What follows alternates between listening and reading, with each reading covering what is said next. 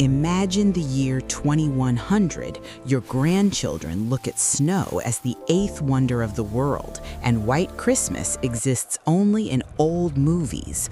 Winter has become an elite experience, available only to the wealthy high in the mountains. New York's climate now feels like hot Atlanta, and London resembles the south of France.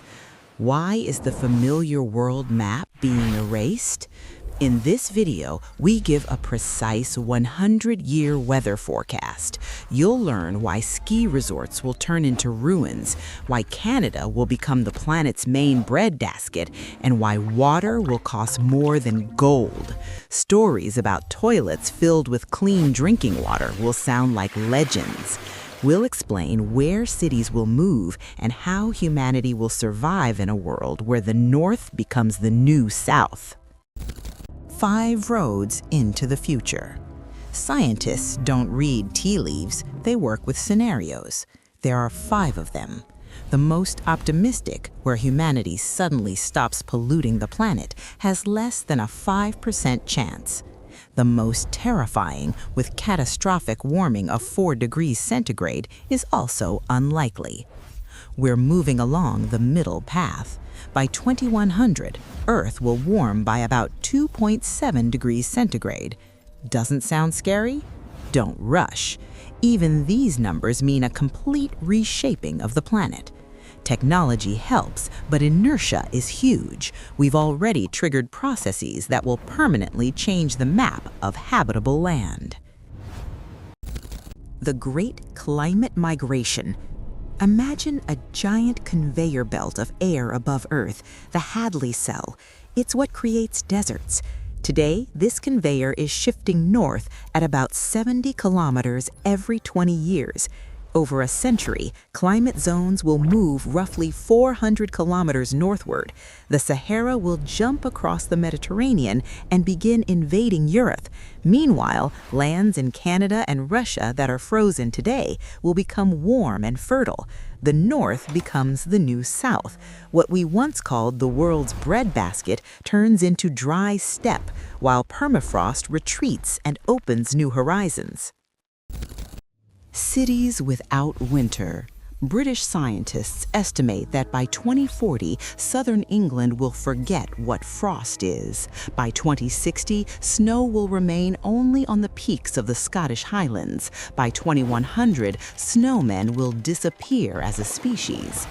Moscow's climate will resemble today's Krasnodar, slush instead of snowdrifts. St. Petersburg will feel like Kyiv, and New York's winters will be as mild as Atlanta's are today. Snow in the city will become an anomaly reported in the news. If you love frost, prepare to climb above 2,000 meters. Only there will winter still survive. Skiing, a sport for millionaires. The ski industry is on the brink of collapse. Resorts below 1,500 meters will be completely dependent on artificial snow by 2050. But snow cannons require oceans of water and enormous amounts of electricity, both of which will be scarce. By 2100, many alpine resorts will simply close. Snowfall there will drop by 70%. Skiing will become a super elite pastime. Real snow will be a luxury, and locals will face a brutal choice: use precious water for tourists or for drinking. The mountains will turn into a Wild West where resources are fought over. The new breadbasket. While the South dries out, the North flourishes. Wheat fields are shifting 800 kilometers toward the pole. Canada and Alaska, once ruled by cold, will become the world's main grain producers. The Mediterranean and Africa, however, are in trouble.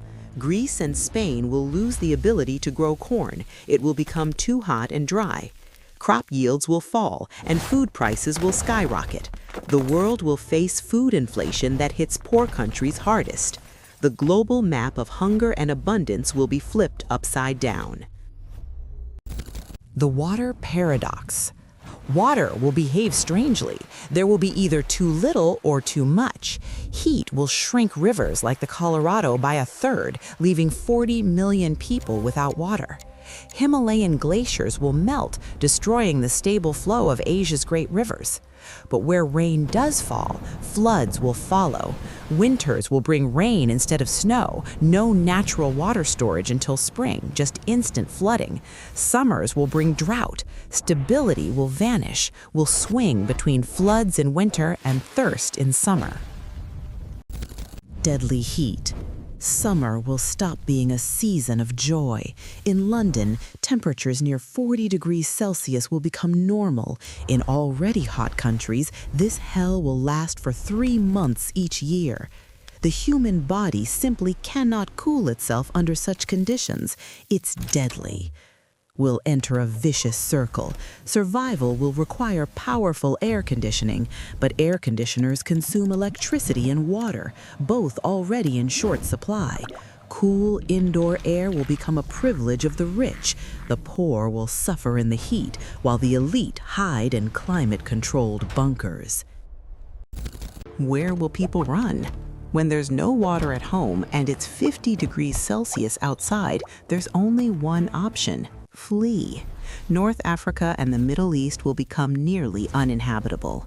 At the same time, Scandinavia and Russia will turn into climate havens. A great migration north will begin. Add rising sea levels that will flood densely populated river deltas in Vietnam and Egypt. Hundreds of millions will become climate refugees. This will create enormous pressure on borders. The world will split between those fleeing and those trying to shut the gates. Life goes on. This is not the end of the world, but it is the end of the world as we know it. Climate change will continue for another 100 years, even if we shut down every factory today. Humanity will adapt, as it always has. New megacities will arise in Siberia and Canada. Architecture will change. Homes will be built to survive heat, not cold. Tourism will move north. Humanity will survive, but the price of adaptation will be high. The future belongs to those who live in cooler latitudes and have access to water. The world map is changing right now, and we will have to change with it.